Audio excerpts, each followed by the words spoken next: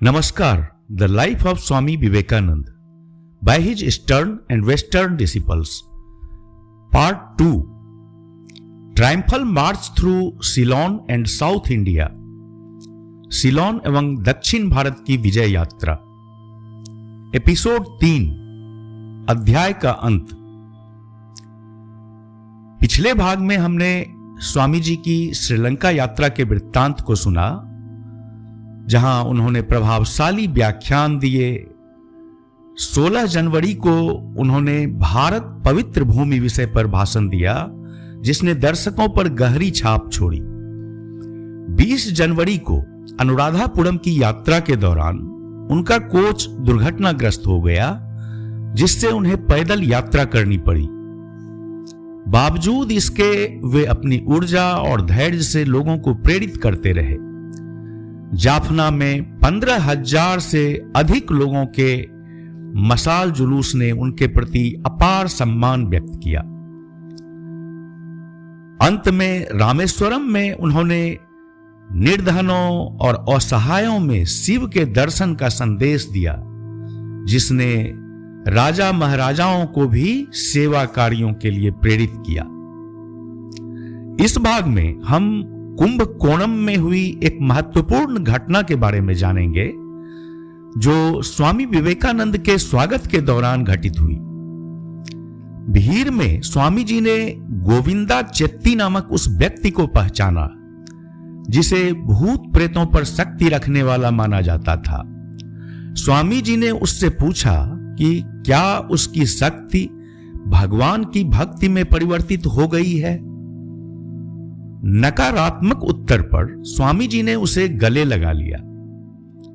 उसी क्षण उसकी आध्यात्मिक शक्तियां छीन हो गई और उसकी आत्मा में ईश्वर के प्रति गहरी तरफ जागृत हुई। इस घटना से सिद्ध हुआ कि स्वामी जी के स्पर्श से मन में सच्चा आध्यात्मिक परिवर्तन संभव है। यह घटना सदैव लोगों में जीवंत है। स्वामी विवेकानंद की अद्भुत जीवन यात्रा का हिस्सा बनने के लिए इस भाग को अंत तक सुने। अगर आपको यह प्रयास अच्छा लगे तो कृपया लाइक, कमेंट और हमारे चैनल को सब्सक्राइब करें। अब आगे की गाथा सुनते हैं। जय स्वामी विवेकानंद। पश्चिम में विजय प्राप्ति के बाद स्वामी जी ने जिस स्थान पर भारतीय भूमि पर पहली बार कदम रखा, उसे चिन्हित करने के लिए राजा ने एक विजय स्मारक बनाने की योजना बनाई। यह स्मारक 40 फीट ऊंचा होगा और उस पर निम्नलिखित शिलालेख अंकित किया जाएगा: सत्यमेव जयते। यह स्मारक रामनाद के राजा भास्कर सेतुपति द्वारा निर्मित है और उस पवित्र स्थान को चिन्हित करता है जहां परम पवित्र स्वामी विवेकानंद के चरण पहली बार भारतीय भूमि पर पड़े थे। उनके साथ उनके अंग्रेज शिष्य भी थे। यह तब हुआ जब उनकी पवित्रता पश्चिमी गोलार्ध से लौटे, जहां उनके परोपकारी प्रयासों के माध्यम से वेदांत धर्म के प्रचार में उन्हें अद्वितीय और गौरवपूर्ण सफलता प्राप्त हुई।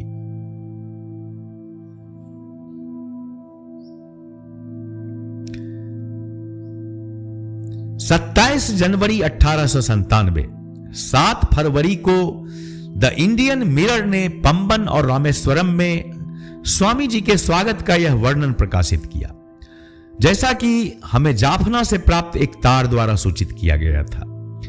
स्वामी विवेकानंद, स्वामी निरंजनानंद और श्रीमती सेवियर, श्री गुडविन और श्री हैरिसन के साथ पंबन विशेष जहाज द्वारा लगभग 3 बजे पहुंचे।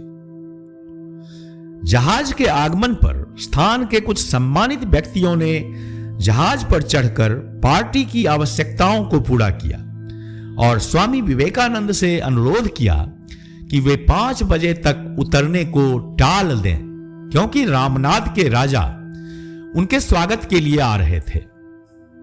निर्धारित समय पर राजा एक सुंदर और सफाई से सजाए गए नाव में पहुंचे, जो इस अवसर के लिए विशेष रूप से तैयार की गई थी, और वे स्वामी विवेकानंद को लेने के लिए जहाज तक पहुंचे। इसके बाद उन्हें जोरदार आह्लाद के बीच उतारा गया। जहाज के उतरने के स्थान पर एक भव्य पंडाल सजाया गया था। एक अस्थायी घाट बनाया गया था जहां एक विशाल भीड़ एकत्रित हुई थी। स्वामी विवेकानंद को पंडाल में एक सुंदर मंच पर ले जाया गया, जहां राजा ने स्वागत भाषण दिया। फिर श्री नागलिंगम पिल्ले, एजेंट सीएसएस कंपनी से सार्वजनिक स्वागत संबोधन पढ़वाया गया। इसके बाद स्वामी विवेकानंद ने उपयुक्त उत्तर दिया, जिसका पूरा प्रकरण मद्रास और मदुरई के समाचार पत्रों के रिपोर्टरों द्वारा शॉर्ट हैंड में लिया गया। इसके बाद एक भव्य जुलूस निकाला गया और स्वामी जी और उनके साथियों को बैठे राज्य रथ को लोग खींचते हुए ले गए, जिसमें रामनाद के राजा सबसे आगे थे और वे इसे राजा के बंगले तक ले गए, जो स्वामी जी के रहने के लिए निर्धारित किया गया था। 27 जनवरी को स्वामी विवेकानंद और उनका दल रामेश्वरम के मंदिरों का निरीक्षण करने गया। वहां से निकलते समय उन्होंने वहां उपस्थित विशाल जनसमूह को अंग्रेजी में एक सलाह दी, जिसे जनता को समझाया गया। उस भाषण को भी रिपोर्टरों ने शब्दशः रिकॉर्ड किया। गुरुवार को रामनाथ के राजा ने स्वामी विवेकानंद की यात्रा के सम्मान में हजारों गरीबों को भोजन कराया और वस्त्रों का वितरण किया। राजा के आदेश पर उस स्थान पर जहां स्वामी विवेकानंद ने पहली बार अपने पवित्र चरण रखे थे, एक लगभग 40 फीट ऊंचा टावर बनाने की योजना बनाई और उस पर एक शिलालेख भी लगाने का आदेश दिया गया। स्वामी विवेकानंद इस स्थान को रामनाद जाने के लिए तिरुपुल्लम के रास्ते पर शुक्रवार 29 जनवरी को सुबह 4 बजे रामनाद के राजा की नाव से छोड़ देंगे और संभावना है कि वे शाम 6 बजे रामनाद पहुंचेंगे। पंबन से मुख्य भूमि तक का संक्षिप्त सफर सुबह जल्दी शुरू हुआ और राजा द्वारा मार्गदर्शन के लिए प्रदान किए गए एक विश्राम गृह में नाश्ता किया गया। तिरुपुल्लम में स्वामी जी का अनौपचारिक स्वागत हुआ। रामनाद तब लगभग शाम के समय दृष्टिगोचर हुआ। तट के असली भाग से यात्रा बैलगाड़ी में की गई, लेकिन रामनाद के पास पहुंचते ही स्वामी जी और उनका दल राज्य नौका में सवार हो गए, जो उन्हें दक्षिण भारत में प्रचुर मात्रा में पाए जाने वाले एक विशाल तालाब को पार करा कर ले गई। इस प्रकार रामनाद में स्वागत समारोह एक झील के किनारे हुआ, जिसने इस अवसर की नाटकीय प्रभाव को और बढ़ा दिया। राजा ने स्वागत समारोह में प्रमुख भूमिका निभाई और स्वामी जी को रामनाद के सम्मानित व्यक्तियों से मिलवाया। तोपों की आवाज ने हजारों लोगों को स्वामी जी के आगमन की सूचना दी। उतारने के समय और जुलूस के दौरान आकाश में रॉकेट्स दागे गए। चारों ओर खुशी का माहौल था। स्वामी जी को राज्य रथ में सवार किया गया। उनके साथ एक अंगरक्षक दल था, जिसे राजा के भाई ने कमांड किया था, जबकि राजा स्वयं पैदल चलकर जुलूस का नेतृत्व कर रहे थे। रास्ते के दोनों ओर मशालें जल रही थी। भारतीय और यूरोपीय संगीत ने समारोह में और भी जीवंतता जोड़ दी थी। देखो, विजयी नायक आ रहे हैं। धुन को जहाज के उतरने के समय और स्वामी जी के राज्य राजधानी की ओर बढ़ते हुए बजाया गया। जब आधा रास्ता तय हो चुका था तो राजा के अनुरोध पर स्वामी जी ने रथ से उतरकर राज्य पालकी में सवारी की। सभी भव्यता के साथ शंकराविला पहुंचे। थोड़ी देर विश्राम करने के बाद स्वामी जी को दर्शक गृह में ले जाया गया, जहां बहुत से लोग उनके स्वागत का उत्तर सुनने के लिए जमा हुए थे। जैसे ही स्वामी जी ने प्रवेश किया, सभा में विजय और खुशी का जयकारा गूंज उठा। राजा ने सभा की शुरुआत स्वामी जी की महानता की सराहना करते हुए एक भाषण से की। उनके भाई राजा दिनकर सेतुपति ने फिर एक भव्य सुनहरे कांसे में रखा स्वागत संबोधन पढ़ा, जिसे अत्यंत सुंदर शिल्प में तैयार किया गया था। सबसे लंबी रात अब समाप्त होती प्रतीत हो रही है। सबसे कठिन कष्ट अंततः समाप्त होने को है। जो मृत प्रतीत होता था वह जागने लगा है और एक आवाज हमारे पास आ रही है, वहां से जहां इतिहास और यहां तक कि परंपरा भी अतीत के अंधकार में झांकने में असमर्थ हो जाती है। यह आवाज वहां से आ रही है मानो ज्ञान, प्रेम और कर्म के अनंत हिमालय की चोटी से चोटी तक गूंजती हुई, और यह आवाज हमारी इस मातृभूमि देवभूमि भारत से उठ रही है। यह आवाज कोमल, दृढ़ और स्पष्ट है, और जैसे जैसे दिन बीतते हैं इसकी गूंज बढ़ती जा रही है। देखो, सोने वाला जाग रहा है। हिमालय की हवा की तरह यह लगभग मृत हड्डियों और मांसपेशियों में जान भर रही है। आलस्य समाप्त हो रहा है और केवल अंधे ही इसे नहीं देख सकते, या जो हठ पूर्वक इसे अनदेखा करना चाहते हैं वही इसे नकार सकते हैं। परंतु यह स्पष्ट है कि हमारी यह मातृभूमि भारत अपनी गहरी लंबी निद्रा से जाग रहा है। अब कोई भी शक्ति उसे रोक नहीं सकती। अब वह कभी सोने वाला नहीं। कोई भी बाहरी ताकत उसे पीछे नहीं रोक सकती, क्योंकि यह अनंत विशालकाय ऊर्जा अपने पैरों पर खड़ी हो रही है। योर हाइनेस और रामनाथ के सज्जनों, मेरा हार्दिक धन्यवाद स्वीकार करें। स्वामी जी ने कहा, प्रत्येक राष्ट्र की अपनी अपनी भूमिका होती है जो विश्व की समरसता में अपना योगदान देती है। भारत की विशेष शक्ति उसकी आध्यात्मिकता है। भारत को इसके प्रति सच्चा रहना चाहिए, तभी उसके सामने एक गौरवशाली भविष्य होगा। समारोह का समापन करते हुए राजा ने घोषणा की कि स्वामी जी की यात्रा की स्मृति में मद्रास अकाल राहत कोष के लिए एक सार्वजनिक चंदा इकट्ठा किया जाएगा। पंबन, रामेश्वरम और रामनाद में हुए स्वागत समारोहों के बारे में जे गुडविन ने 31 जनवरी को श्रीमती बुल को इस प्रकार लिखा। पंबन में, जो भारत में हमारा पहला स्थान था, रामनाद के राजा ने स्वयं स्वामी जी का स्वागत किया। उन्होंने स्वामी जी के चरणों में दंडवत किया, हर्ष से रो पड़े।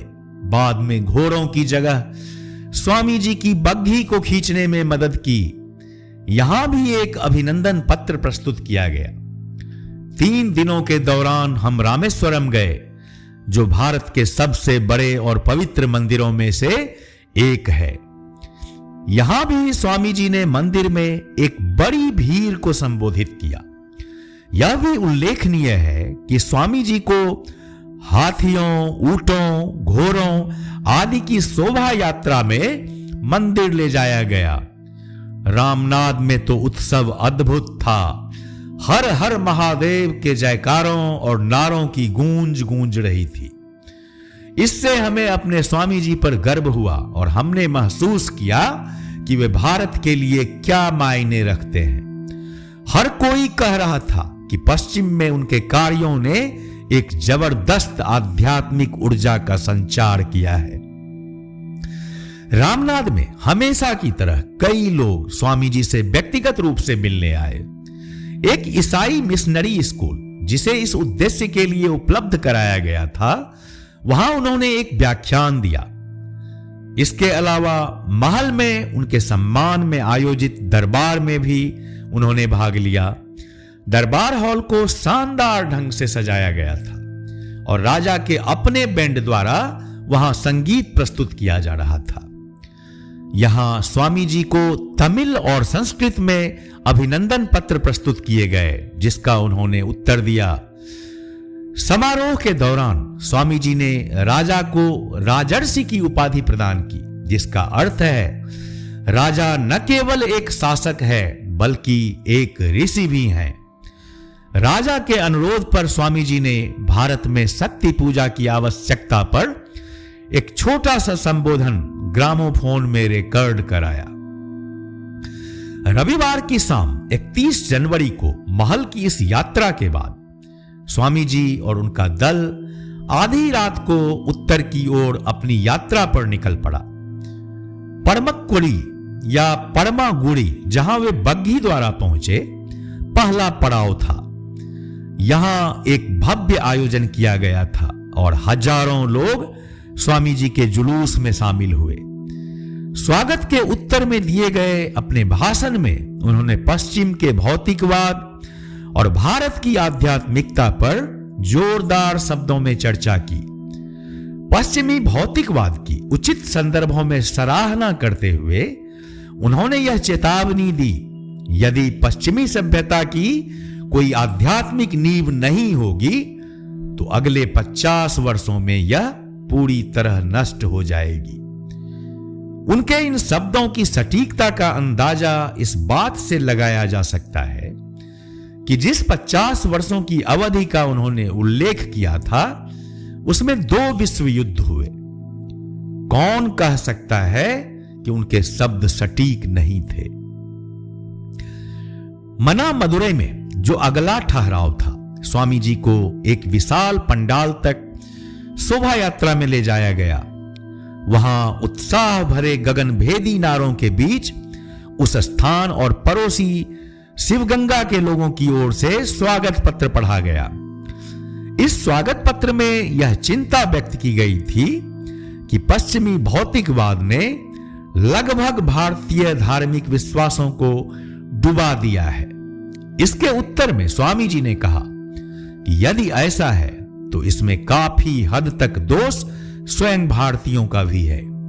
उन्होंने आगे अपने संबोधन में भारतीयों के रसोई धर्म और खाना पकाने के बर्तन के भगवान की बात की। फिर यात्रा को आगे बढ़ाया गया। यह पूरी यात्रा एक शानदार विजय यात्रा जैसी थी। मदुरै जो प्राचीन शिक्षा, मंदिरों और राजसी स्मृतियों का शहर है, वहां स्वामी जी को रामनाद के राजा के बंगले में ठहराया गया। यहां उन्हें एक मखमली डिब्बे में स्वागत पत्र भेंट किया गया। अपने उत्तर में स्वामी जी ने भारत में चल रहे धार्मिक पुनर्जागरण के बारे में बात की। उन्होंने कहा कि भारत को कट्टरपंथी रूढ़िवादिता और यूरोप प्रेरित आत्महीन सामाजिक सुधार के बीच संतुलन बनाना होगा। उसे अपने सच्चे मार्ग को खोजने के लिए आवश्यक और अनावश्यक चीजों में भेद करना सीखना होगा। लगातार 3 सप्ताह की यात्रा, सम्मान समारोह और भाषणों ने स्वामी जी के शरीर पर प्रभाव डाला था, लेकिन उनका मन और उनकी आत्मा की ऊर्जा अप्रभावित रही। हालांकि जिन स्थानों पर वे गए, उनमें से कुछ में वे शारीरिक रूप से इतने सक्षम नहीं थे कि दिन भर भाषण दें और आगंतुकों से मिल सकें, लेकिन उन्होंने अपने शरीर की परवाह न करते हुए अवसर की मुख्य मांगों को पूरा किया। धर्म के प्रति इस तरह के अपार उत्साह ने उनके हृदय को प्रसन्न किया और उन्हें अपने लोगों से भविष्य में महान कार्यों की आशा दिलाई। मदुरै में रहते हुए स्वामी जी ने मीनाक्षी मंदिर का दौरा किया। उनका सम्मान पूर्वक स्वागत किया गया। उन्होंने मंदिर के पुजारियों से बातचीत की, मंदिर की वास्तुकला, मूर्तिकला के बारे में उत्साहपूर्वक चर्चा की। मंदिर के आभूषण उन्हें और उनके पश्चिमी शिष्यों को दिखाए गए। इंडियन मिरर ने 11 फरवरी के अंक में स्वामी जी की मदुरै यात्रा का इस प्रकार उल्लेख किया। मदुरै 3 फरवरी, स्वामी विवेकानंद और उनके दल कल सुबह 10:30 बजे यहां पहुंचे। जनता ने उनका मंदिर तालांगम के साथ स्वागत किया। दोपहर में स्वामी जी ने हिंदू दर्शन पर पूछे गए प्रश्नों का उत्तर। उन्होंने मंदिर का दौरा किया और फिर कॉलेज गए और उन्होंने वहां एक सार्वजनिक स्वागत भाषण सुना और उसका उत्तर दिया। दर्शकों की संख्या 2000 से अधिक थी। स्वामी जी ने कहा, भारत का एक मिशन है, अर्थात पूरी दुनिया में आध्यात्मिकता का प्रचार करना। यह उतना ही असंभव है कि हिंदू अपनी सदियों की आध्यात्मिक शिक्षा को त्याग दें, जितना कि यूरोपीय अपनी कुछ शताब्दियों की प्रगति को छोड़ दें। जब भारत का यूरोपीयकरण पूर्ण हो जाएगा, तब भारत एक राष्ट्र के रूप में मर जाएगा। हिंदुत्व में स्थायी और आकस्मिक तत्वों के बीच भेद करो, तभी भारत का विश्व में मिशन पूर्ण होगा। स्वामी जी रात में मदुरै से प्रस्थान कर गए। आज वे कुंभकोणम में रुकेंगे। 2 फरवरी की शाम को स्वामी जी मदुरै से कुंभकोणम के लिए ट्रेन से रवाना हुए। इस यात्रा में उनके साथ उनके गुरु भाई स्वामी शिवानंद भी थे। रास्ते में हर स्टेशन पर जहां भी ट्रेन रुकी, स्वामी जी का स्वागत करने के लिए उत्साही भीड़ उमड़ पड़ी। यहां तक कि छोटे छोटे गांवों से भी प्रतिनिधि उनका स्वागत करने आए। उन्हें फूलों की मालाएं पहनाई गई, स्वागत पत्र प्रस्तुत किए गए। लोग ट्रेन के पास इकट्ठा हो गए बस एक झलक पाने के लिए। स्वामी जी ने स्वागत पत्रों का उत्तर कुछ शब्दों में दिया और खेद व्यक्त किया कि समय की कमी के कारण वे वहां ठहर नहीं सकते। तड़के 4 बजे तिरुचिरापल्ली स्टेशन पर 1000 से अधिक लोग मंच पर उनका स्वागत करने के लिए मौजूद थे। राष्ट्रीय हाई स्कूल तिरुचिरापल्ली की परिषद और शहर के छात्रों ने उन्हें स्वागत पत्र भेंट किए। स्वामी जी को अपने उत्तर संक्षेप में देने पड़े। तंजौर में भी एक और बड़े स्तर का स्वागत समारोह आयोजित किया गया था। जब स्वामी जी कुंभकोणम पहुंचे तो वहां के लोगों की खुशी का कोई ठिकाना नहीं था। हिंदू समुदाय और अलग से हिंदू छात्रों ने भी उन्हें स्वागत पत्र भेंट किए। इसके उत्तर में स्वामी जी ने वेदांत का मिशन विषय पर भाषण दिया। यह राष्ट्र के लिए उनके पहले पूर्ण और प्रभावशाली आह्वानों में से एक था, जो अब भी भारतीय इतिहास में अद्वितीय है। यह उनके विचारों की गहराई, उनके भावनाओं की तीव्रता और उनकी वाणी की सुंदरता के लिए अद्वितीय और अतुलनीय है। स्वामी जी कुंभकोणम में 3 दिन रुके ताकि मद्रास में उनके सामने आने वाले भारी कार्यभार के लिए वे कुछ हद तक आराम कर सकें। इन दिनों के दौरान एक प्रतिनिधि मंडल जिसका नेतृत्व के.एस. कृष्णमाचारी और S.M. राजाराम कर रहे थे, एक सुबह नीलगिरी हॉल में स्वामी जी से मिलने आया। उन्होंने स्वामी जी को एक स्मारक पत्र प्रस्तुत किया जिस पर तिरुचिरापल्ली के लगभग 750 छात्रों के हस्ताक्षर थे।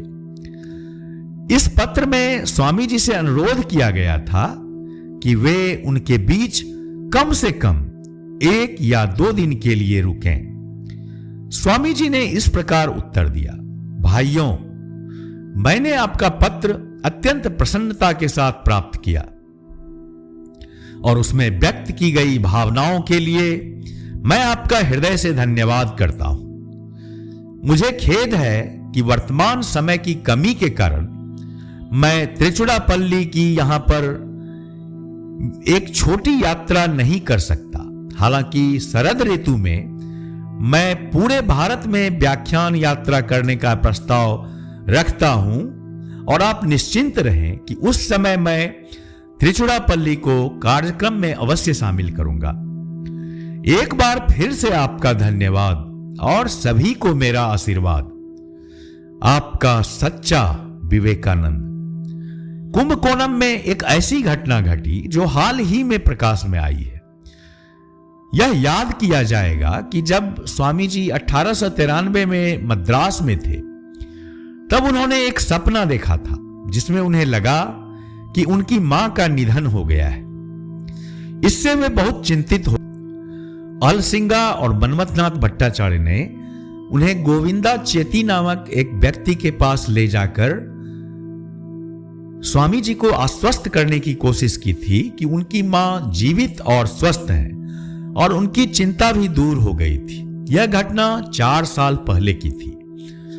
अब जब स्वामी जी कुंभकोणम में लोगों द्वारा स्वागत किए जा रहे थे, उन्होंने भीड़ में गोविंदा चेती को पहचान लिया और उनसे बाद में मिलने के लिए कहा।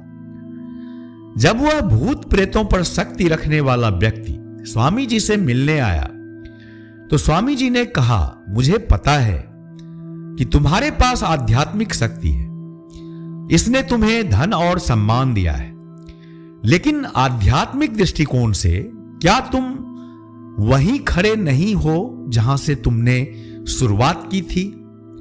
क्या तुम्हारा मन भगवान की ओर बढ़ा है? उस व्यक्ति ने उत्तर दिया, नहीं, मेरा मन भगवान की ओर नहीं बढ़ा है। तब स्वामी जी ने उससे कहा, यदि ऐसा नहीं हुआ तो तुम्हें इस आध्यात्मिक शक्ति से क्या लाभ? एक बार जब तुम भगवान की आनंदमय अनुभूति करोगे तो देखोगे कि ये सारी चीजें कुछ भी नहीं है। यह कहकर स्वामी जी ने उसे गले लगा लिया। सभी के आश्चर्य की बात यह थी कि उस दिन से उस व्यक्ति की सारी आध्यात्मिक शक्तियां समाप्त हो गई और उनकी जगह भगवान के प्रति गहरी तरफ उत्पन्न हो गई। इसका परिणाम यह हुआ कि उसने संसार का त्याग कर दिया। कुंभकोणम से मद्रास जाते हुए स्वामी जी को वही उत्साहपूर्ण स्वागत मिला। मयूरम में, जिसे मयावारम भी कहा जाता है, लोग बड़ी संख्या में एकत्रित हुए और स्टेशन के प्लेटफार्म पर पूरा इलाका भर गया। एक समिति जिसकी अध्यक्षता डी नेट्सा अय्यर ने की, उन्होंने स्वामी जी को एक स्वागत पत्र भेंट किया और सी वेंकट राव साहिब जिला मुंसिफ ने उन्हें माला पहनाई। स्वामी जी ने वहां उपस्थित सभी लोगों को धन्यवाद देते हुए विनम्रता से कहा कि उन्होंने बस वही किया जो प्रभु ने उन्हें करने के लिए आदेश दिया था। उन्होंने कुछ महान नहीं किया, कोई और होता तो और बेहतर करता। फिर भी उन्हें यह देखकर प्रसन्नता हुई कि उनके छोटे से प्रयासों को भी लोग इस तरह से आभार के साथ सराह रहे हैं। मुंसिफ से थोड़ी देर बात करने के बाद स्वामी जी को जय स्वामी विवेकानंद महाराज की जय के जोशीले नारों के बीच अपने रास्तों पर भेजा गया। यह एक घटना है जो स्वामी जी ने दक्षिण भारत के करोड़ों लोगों के हृदय में जो श्रद्धा उत्पन्न की थी, उसे दर्शाती है। यह घटना मद्रास से कुछ मील दूर एक छोटे रेलवे स्टेशन पर घटी। वहां बहुत से लोग महान गुरु की एक झलक पाने और उन्हें श्रद्धा अर्पित करने के लिए एकत्रित हुए थे। यह ट्रेन एक थ्रू ट्रेन थी जिसका वहां रुकने का कोई कार्यक्रम नहीं था। भीड़ ने स्टेशन मास्टर से निवेदन किया कि ट्रेन को थोड़े समय के लिए ही सही रोकने का प्रयास करें, लेकिन कोई लाभ नहीं हुआ। अंततः ट्रेन को आते देख सैकड़ों लोग रेलवे लाइन पर लेट गए, यह दृढ़ निश्चय करते हुए कि वे ट्रेन को रोक देंगे। स्टेशन मास्टर घबराया हुआ था, हालांकि ट्रेन रुक गई। जय स्वामी जी की बोगी के आसपास एकत्रित हो गए और उनके सम्मान में विजय के नारे लगाने लगे। इस प्रेम पूर्ण अभिव्यक्ति से स्वामी जी गहरे भावनात्मक रूप से प्रभावित हुए। उन्होंने कुछ क्षणों के लिए वहां उपस्थित लोगों के बीच प्रकट होकर उन्हें अपने दिल से धन्यवाद दिया और आशीर्वाद देने के लिए अपने हाथ फैलाए। जय स्वामी विवेकानंद।